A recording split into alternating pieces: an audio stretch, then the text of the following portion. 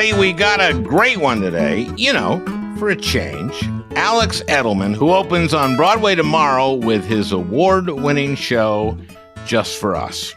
The award was an Obie for Off-Broadway. Obie, Off-Broadway. But starting tomorrow, it's on Broadway at the Hudson Theater. In between, he's taken the show to Washington, D.C., sold out. Then zoom off to London, sold out. Then zoom to Boston, sold out. Then choo back to New York, where it's opening on Broadway. Broadway.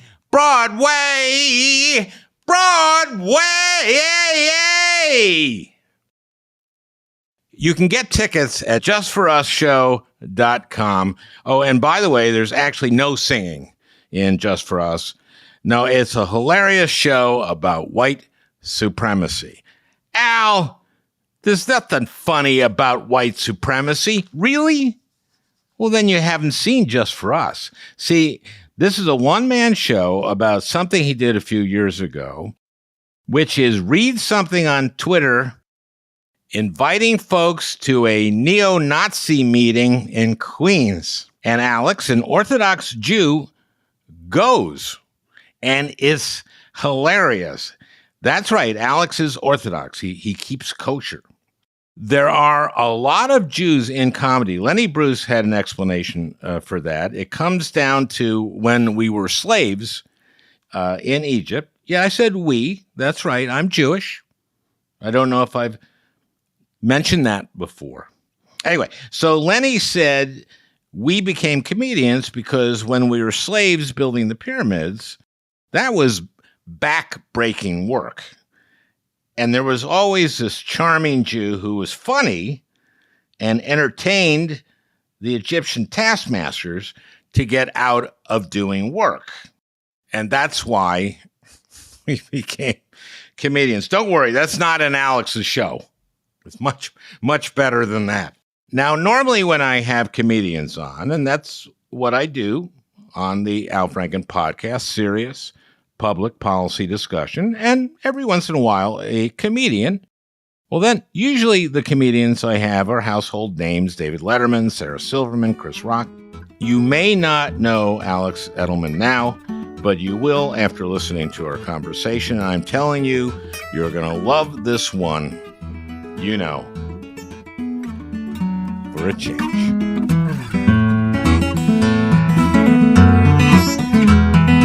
So, I sent some friends of mine from Boston to your show.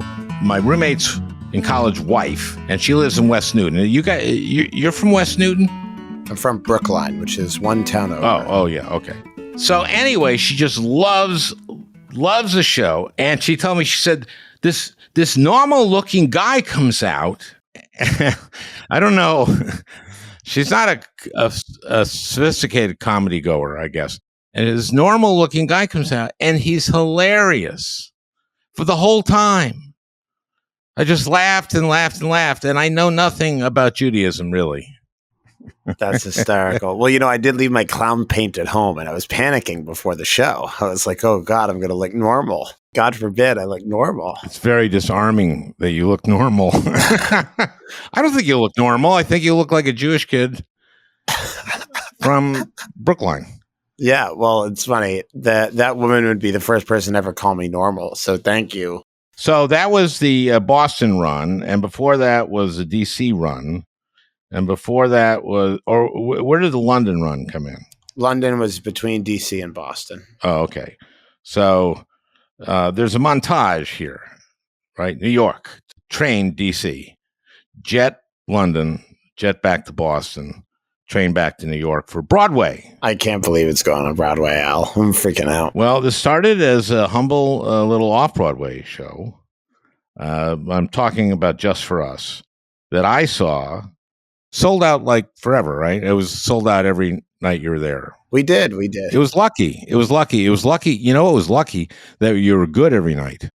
A lot of stuff has to do with timing, right? People, it's so funny to say this, but people really want comedy right now. And they want comedy about white supremacy. Yeah, they want comedy with a little bit of theatrical heft. They want comedy crossed.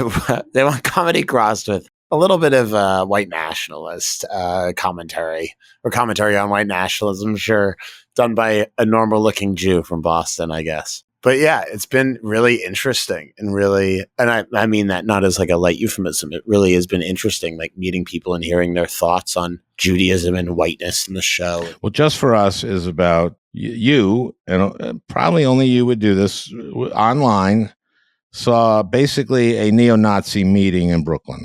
Yep. If that's a premise, that's the premise. And you decide to go. Take that person who thought I looked normal. Yeah, well, they couldn't see inside your brain and your unnormal brain. And comedy happens in the room. You tried to hide the fact, but not enough that you were Jewish. Well, I think about this a lot. It's a thing that no one ever asks me, really. But part of me, when I was in the weeks afterwards, was like, how did only a few of them sussed out that I was Jewish? And I don't know. I think the funny thing is I think of myself as sort of looking a bit Semitic, but I suppose that people have asked me in the past if I was Jewish or been surprised when I told them I was Jewish. But I guess maybe you're not looking for it in a place like that. Maybe you're not thinking that the guy sitting in the room with you at the meeting of what I would call white nationalists celebrates Passover in a significant way or something like that. But you kind of throughout the evening with them, or was it an afternoon? It was an afternoon thing. Yeah, I mean, at some point I said something. At some point, I not to ruin part of the show, but I get asked pretty directly. But yeah, I said something because there was a discussion going on, and I sort of out myself. Yeah. So, and we become scared for you at that moment. Yeah. Yet it's funny. It's funny scared. Comedy and tension. Oh, let me write that down. Comedy and tension. TEN. Oh, come on. So taken differently in DC, taken more like, oh, this is really about America. Is that how it was taken in DC? Yeah, that is exactly what sort of happened in DC. In New York, it was viewed as sort of a entertainment piece with a bit of thoughtfulness behind it. And in DC, it was treated sort of as like a piece of thoughtful, subversive theater that had a comedy bent to it, but was really about something. It was really about America. DC, everything they interpret, they go, that's about America because we're in DC here. They're not wrong. No. In New York, there was also in New York a little bit of a Jewy audience, don't you think? I mean, everywhere there's been something of a Jewish audience. But when I was previewing the show, they can be Jewy without being Jewish, right? Like there are people who are not Jewish, but they love the sort of discourse around. They love discourse. They love things that Jews might like. But yeah, in London there were many fewer Jews. So yeah, I guess New York was the first place where our audience was like 30 to 40% Jewish, maybe a little more some nights, maybe a little less. But it was nice to do something that Jews and non-Jews kind of enjoyed, but didn't seem to sort of compromise the Jewishness of it, I guess. The Jewiness of it. And look, you can be Jewy without being Jewish, and you can be Jewish without being Jewy. And you can be both. So I just wanted to clarify that for everyone. Now, you're an Orthodox Jew. Is that common in show business? I mean, you'd know better than I would, probably, but I don't think there are a ton. No. Well, I thought maybe this younger... I don't know. I just was, when I went to the show, I didn't realize you were Orthodox, and then I did, and I went, oh, funny Orthodox Jew. I like to say that I'm like Refrum. I like to say that I'm not lapsed Orthodox, but like I perform on Shabbos. I'd rather not to, but I have to, which is like, or I feel like I have to, which is the type of, that's where I would classify my Judaism. And people sometimes reach out to me to tell me how horrible a guy I am for performing on Shabbos, and I always think they're right. So that's a level of Judaism I guess I find myself falling at. Could you make an announcement just to scare people on Friday nights with the Shabbos Goy substituting for Alex Edelman. That would be so funny. Who would that Shabbos Goy be? Who would be standing in for me? Brian Gustafson. Brian Gustafson. The Shabbos Goy, a Tonight Show will be performed by Mel Gibson in a redemption arc for the man.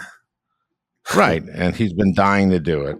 Yes, and he was at the meetings. No, he wasn't. He wasn't. So the meetings are of the neo-Nazis. No, I don't know what is his Catholic order anti-Semitic. Probably is, right? I don't know. I think the issue with any public monster, with a few exceptions, is that because of the sort of Talmudic upbringing that I have, and I guess this is applicable to the show. It'd be so easy to write off Mel Gibson, and I don't think we'll be dining together anytime soon. But I'm much more interested in like why a person is that way than even with like Trump, who I absolutely despise. There is a despised and despise.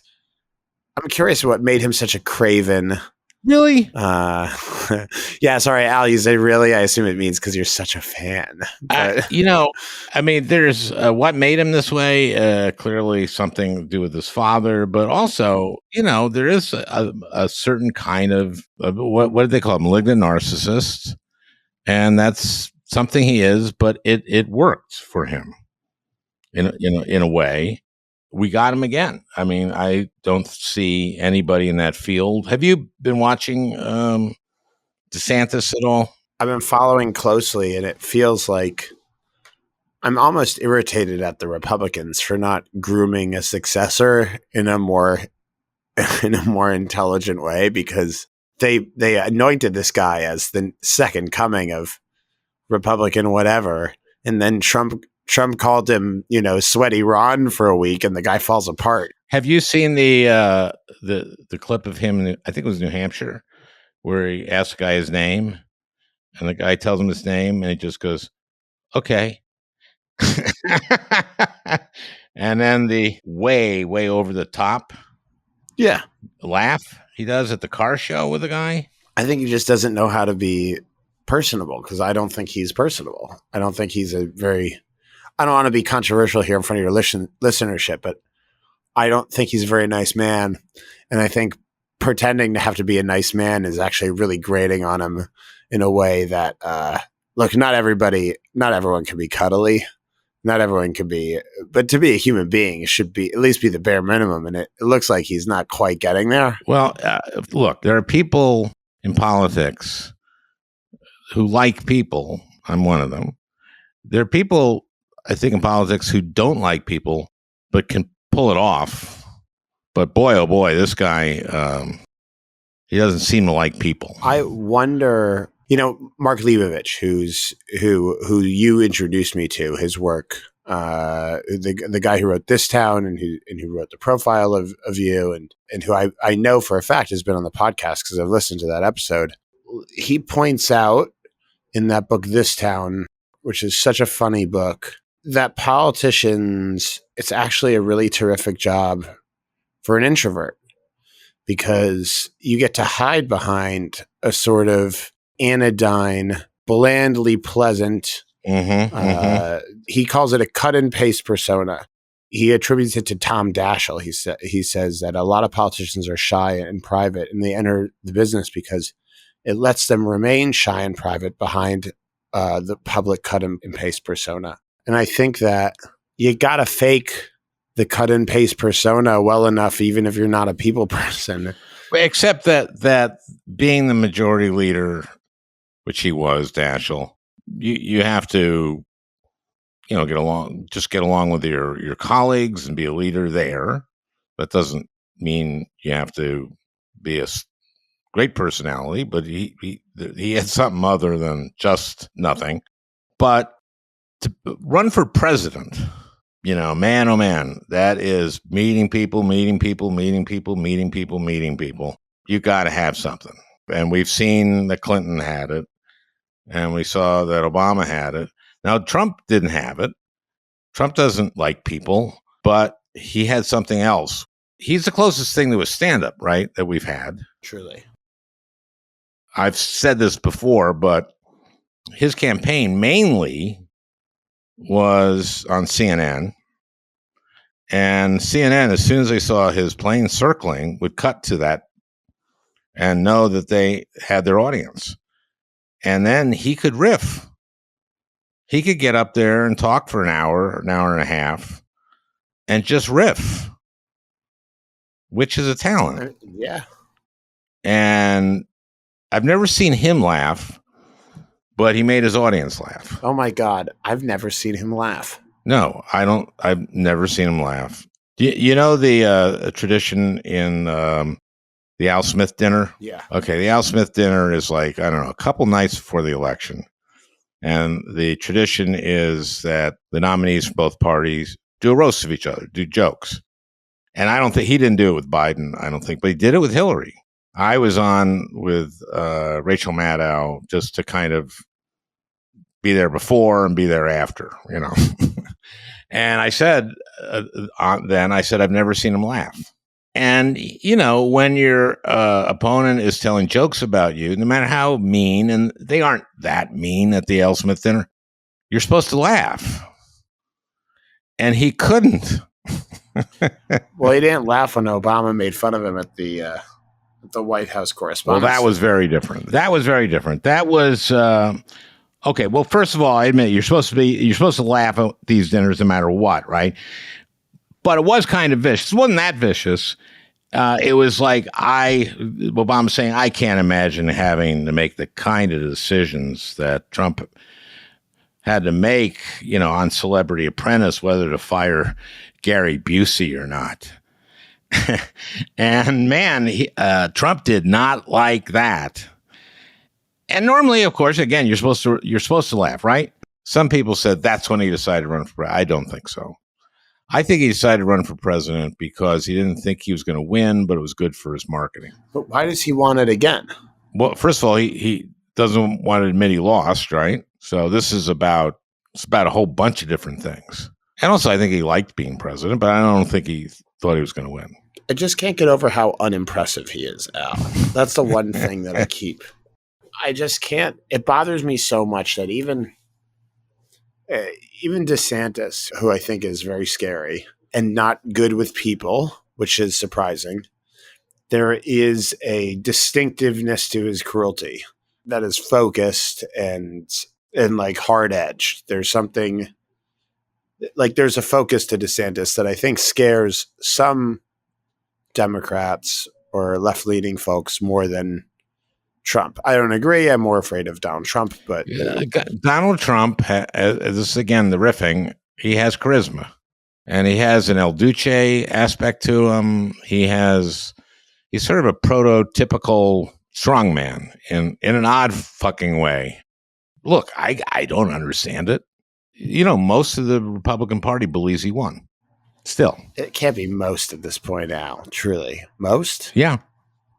Oh, gosh. And that's social media. That's how segmented we are as a society. And there are a lot of people like the people you visit in Just for Us. Mm-hmm. There are more than you'd think. For sure. God, you did a comedy show about anti-Semitism and racism at the perfect time. You know, people said to me, when it's so timely, your show about anti-Semitism. And I said, you do a show about anti-Semitism. If you want to do a show that's going to be evergreen, do a show about how water is wet and anti-Semitism is a problem. It's never going away.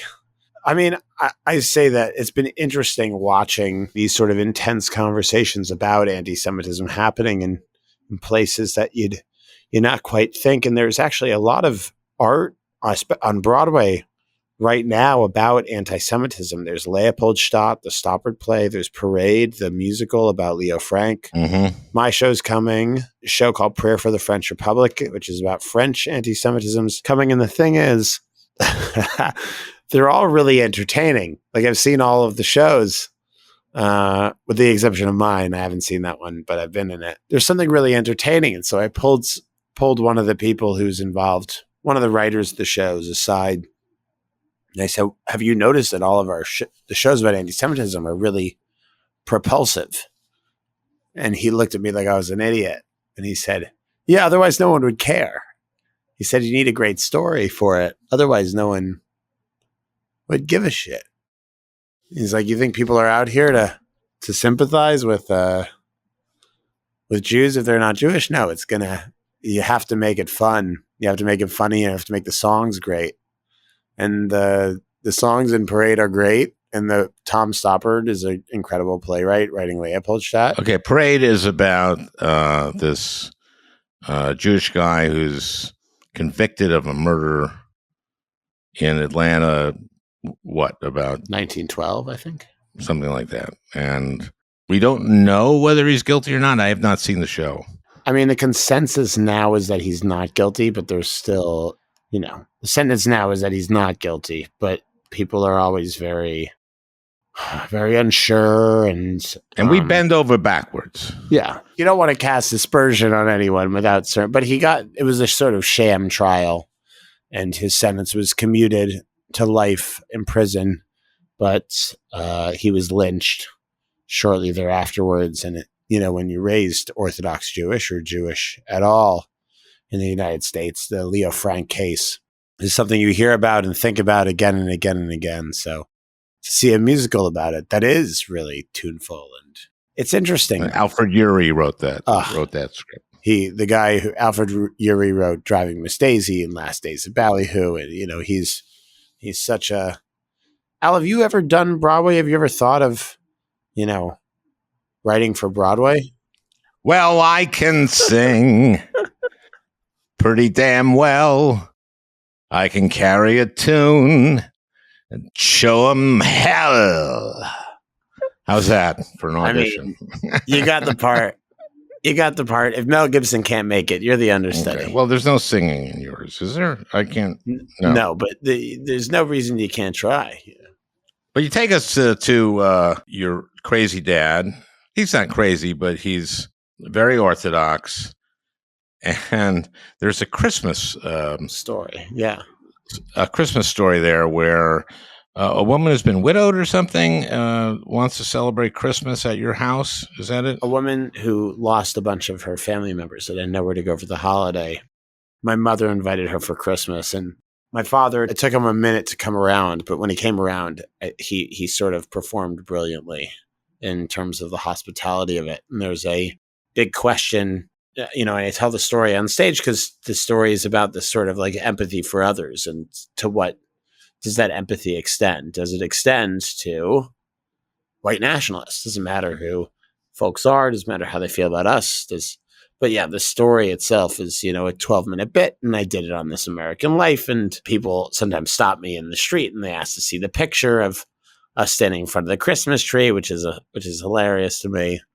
But I do have the picture. Because the Christmas tree's in the garage. This is the concession that had to be made to your father. Yes, my father was like, I will not have a Christmas tree in a Jewish home. And my mother was like, I can respect that, Elazar. We'll pop it in the garage. So we have these great pictures of us. So the picture is you and your brother, and you're blonde in it. Blonde, white blonde, almost. That thing with kids, you have kids and their hair is blonde, and then it turns into some sort of sad brown, normal looking person. That's right. Who's suddenly funny. I sometimes wonder what makes someone funny, and I get asked about it now. I have no answer to it. What do you mean? Oh my God! Well, it's like what makes someone, like what made Jerry Garcia. It's either have it or you don't. I tell this story about Mel Blanc. Do you know this? Have I said this story to you? No. Mel Blanc did the voices on Looney Tune, right? Maybe one of the funniest people ever lived, Mel Blanc. He trained his son, to do the voices, to do all the voices. And with the idea that when Mel had to retire, that the son could do the voices.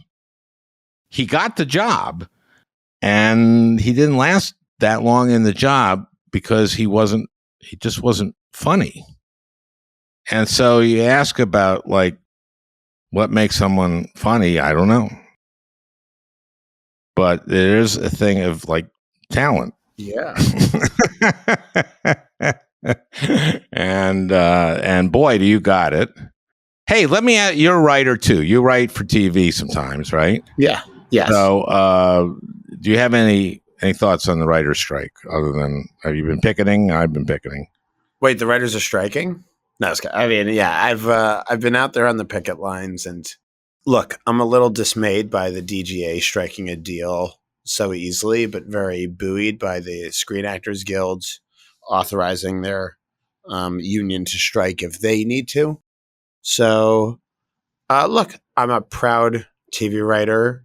I desperately want to get back to work, but also the changes that are being asked for seem like existential ones, as well as first of all, these companies are these huge behemoths, and they obscure their numbers and their data, and it's sort of accepted practice, but no one knows whether these companies are making boatloads of money as they claim on their earnings calls, or losing boatloads of money as they claim when the writers come asking for a piece of the pie. So I think more transparency and responsible conversations around AI. AI is the one that's vexing to me because I had never thought about it as a huge creative issue. Because just as you said, Al, how's AI going to do the voice of Bugs Bunny, right? Like, how can an AI, right? It's not going to be funny. It's going to be horrible. But it seems to be a big deal now, right? It seems like it's possible. And I spoke to a friend of mine who's a studio executive, and I said, should I be worried about this? And he said, no, it's just going to be procedurals. What? We're just going to use it for procedurals. I'm like, that feels worse. So you're going to make bad television worse? Feels really awful to me. Oh, AI is just going to be used for procedurals. Yeah. So the procedurals are cop shows, hospital shows, legal shows. Legal shows. I mean, oh, that's fine. Yeah. Oh, you mean the thing that most of America watches on television? And also, what is that? That's crazy. Yes, there are formulas for plots, I guess, but gee whiz, what makes a show good is what makes it human. And well, AI is a big it's a big problem in terms of national security issues. and will the robots kill us all? There's that too. I mean, that's the bigger thing. I saw a story recently saying that a bunch of engineers who are working on AI, had all signed a letter saying they're concerned that AI is a threat to humanity. And then I saw another story that an AI in a simulation attacked a drone operator that was stopping it from trying to hit its target. I'm like, that seems not great. That seems less than ideal that's going to happen. And I hate that has some valence to who writes jokes about masturbation for an animated show on Hulu or something. But it does feel like the two threats are second cousins to each other. So we should probably be a little circumspect about what's going on. So yeah, I'm very much for the strike. Al, have you gleaned anything from being out there, on the lines or talking to folks? Well, I mean, what I glean is there's specific issues about, the number of shows that are made in these streaming series where you're signed on to do 6 shows instead of, or an 8-show season where it used to be 26 shows. And you don't get residuals on some of them. And it's harder for writers to make a living, and there's more writing jobs, I suppose. But I think that depending on what level you are as a writer, it makes a difference. And I think at a certain level, it's very hard for people to be able to rely on what they get for making a living and having a retirement. I think there's a good question, and I actually don't know that it's a partisan one. I think it's much more nuanced and thoughtful, which is about the arresting of progress, which is how do you deal with progress that maybe for the first time in human history is really, truly trying to supplant labor in a way that may not serve hardly anyone. except for the fewest few. Like, are we going to suppress this technology?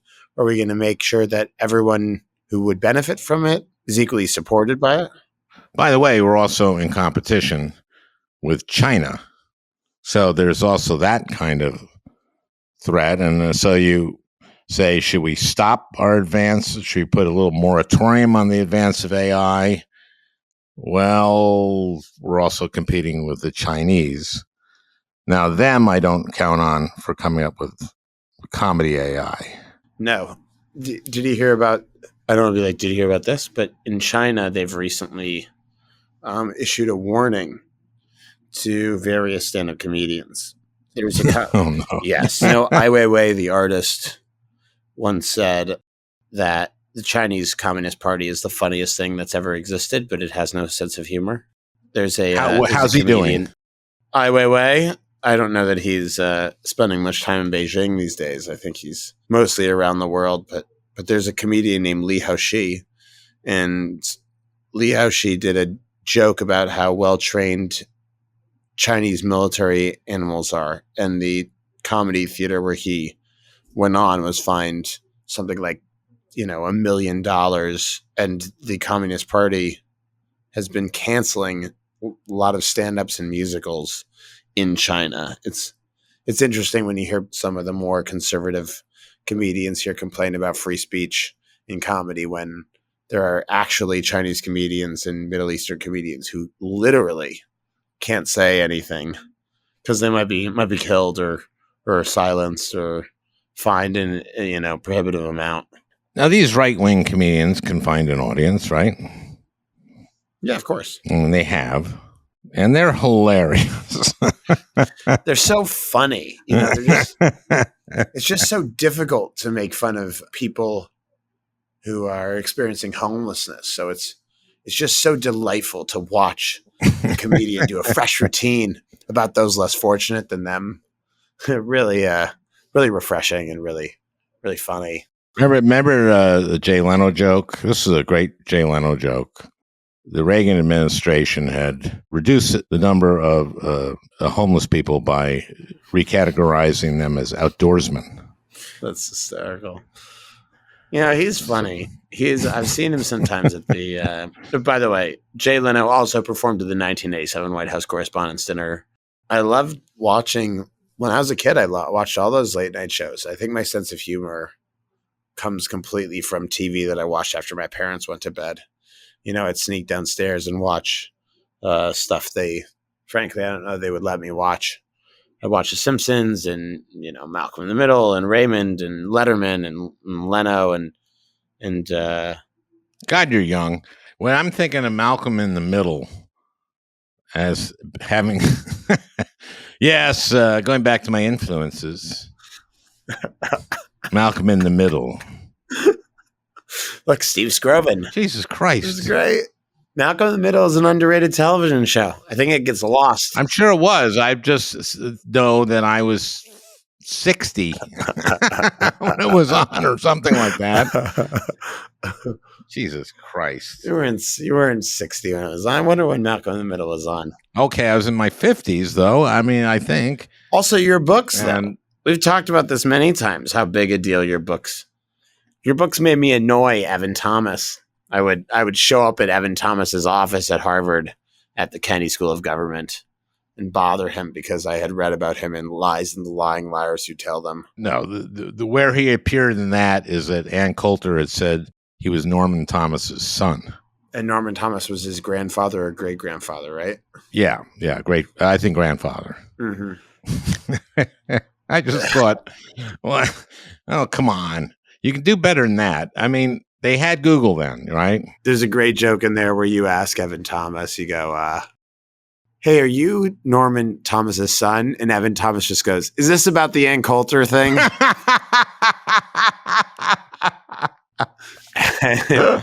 and he says, no, I'm his grandson. And you say, are you sure?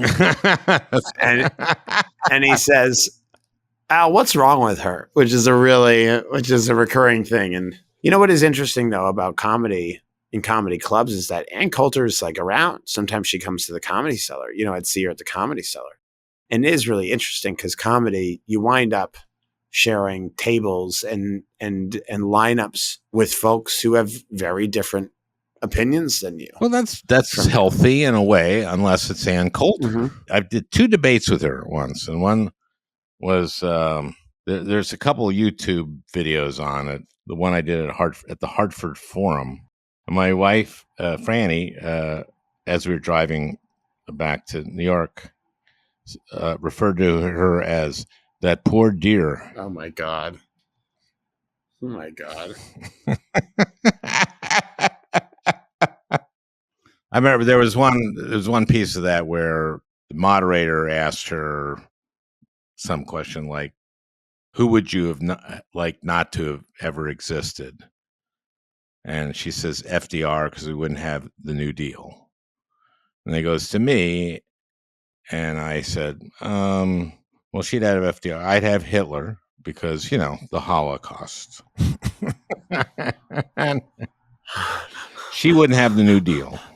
I wouldn't have the Anschluss. I wouldn't have the Anschluss. That poor dear. Well, at least you were picking from the same time period, At least it was. I felt that we needed some, symmetry. Couldn't you guys compromise and agree on Stalin? Stalin would have been a good compromise, but she went for FDR, not being around. Like the greatest president, like Lincoln, FDR, FDR, Lincoln, FDR. Who would you like not to not existed? One of the 2 greatest presidents we ever had who saved the country from the Great Depression and World War II. You got to assume though that the real reason is that she hates people from Hyde Park, New York. It's a lovely little town. Well, she's from something like that, right?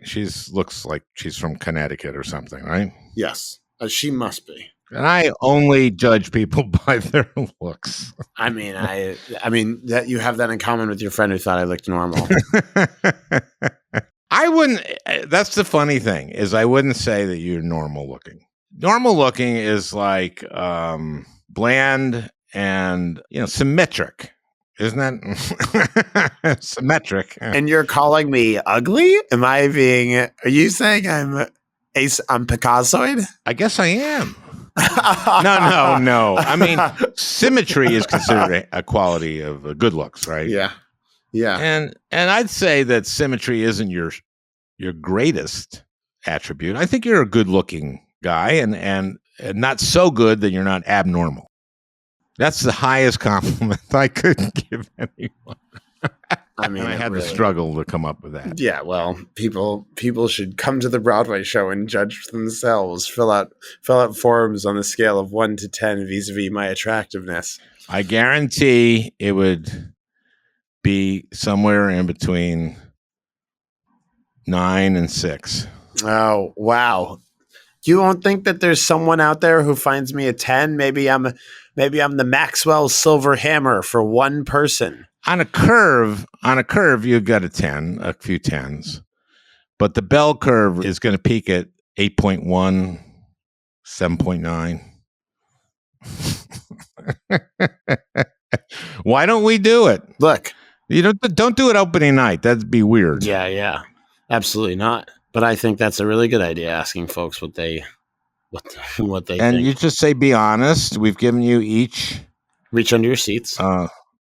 Yeah. I mean, Al, I seriously think I want to use this semi-public platform to urge you towards more live stand-up and more live long-form shows because, the people that I know who have gone to see you in LA and New York really enjoyed your stuff. Well, thanks. I enjoy doing it. I just got a little, I don't know. I mean, this is hard to say to you, but you're in the same theater every night after night after night. The road is hard. Of course. But no, I'm going to continue to do it. And I think I got a couple shows coming up. And I feel like I got to write some new stuff. I mean, you're writing constantly. Whenever I run into you, you're always writing. Yeah, but I mean good stuff. That's the only point. I intend to keep doing that. It's fun, and there's nothing like getting laughs, is there? No, it's the best thing in the world. Truly. I mean, to get a laugh is just the best feeling. Okay, you're doing the same show, Yeah, right? I'm making some changes. And it varies. I know that you vary it up, and you must just keep yourself sane. It's the only right? way to do it. Is it changing, or is it really just kind of playing around the edges and every once in a while trying this, trying that, or does it change? Mike Birbiglia, who's a solo show comedian, who's also one of the producers of the show, said to me that solo shows are more like poetry than prose. So they change. The show does change in the sense that jokes come out, jokes go in, but the real work of the show is that it's comedy, it's entertaining all the way through, but the clauses, you take out 3 clauses in the right place and put in one more, and the show goes in a different direction, which I always thought was a little silly when he told me that. It was like, come on, Mike, you can't steer the ship like that. And he gave me one example. I want to hear it. He said, if you did this, if you said in one moment, you said, I'm really concerned with pleasing people. And this will ruin your show. I can't put that there. It would ruin the show. And he just went, see? I said, see, it's a whole different direction. So I spent a lot of time with him and with various folks. Well, that doesn't necessarily prove the rule. No, it doesn't. Because, I'm really concerned with Jews. I mean, with your show, that's not a good example. I mean, but I'm saying. But you know what I'm saying? There's, of course. No. What I'm saying, Al, is that if you put that in one particular bit, the bit can become about that. And then when the bit's about that, that chunk of the show can start to be about that. So I guess the answer is, I nudge the show in a certain direction every night, and we have big conversations about it. So night on night, you just be like, you're messing around with the edges. But by the end of a run, you're like, gosh, the show is pretty different, and it's 3 minutes longer, or 3 minutes shorter. In DC, the show was, an hour 33 on the first night and an hour 25 on the last night. And there was more somehow in the hour 25 show. And it's not more is less. Yes, exactly. No, less is more. I got it wrong. It's the same thing then, right? If more is less, then less is also more. So you're right. That's right. So the answer is very boring, but technically there are things that go back and forth and up and down, and it's a blast to do the show. Well, I'm gonna go say I've seen the show only once, but I've had so many friends, of course, see it. I'd love for you to come to see the show again. I'd be thrilled if you and Franny came. That would be a blast. We loved it. Now, once the strikes are over, are you going to start writing TV again? And I'll do a little bit more. I love performing. I really do. I'll be definitely writing also. But gosh, do I love performing. It's the best thing in the world. People truly love it. Especially when you're the writer. Oh, yeah. And, it's all you, and it's all you out there, and there's nothing but you. You're out there and you're delivering a line, and you can deliver it a million different ways.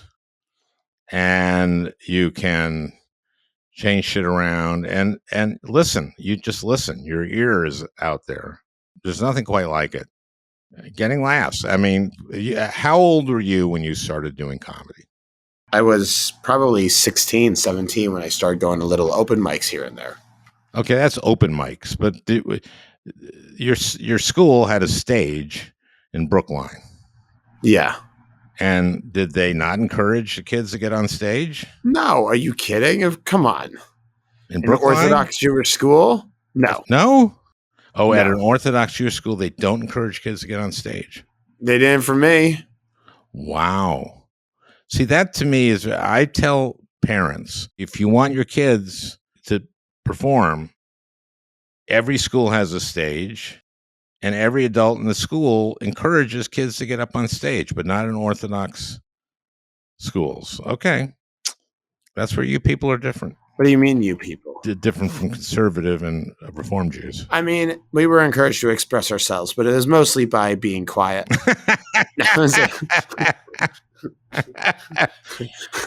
And study the Talmud, That was how we were encouraged to express ourselves, I had a lucky upbringing in the sense that in Jewish homes, I have found, in many other homes too, but Jewish homes in particular, you are taught very early that your currency is in your head.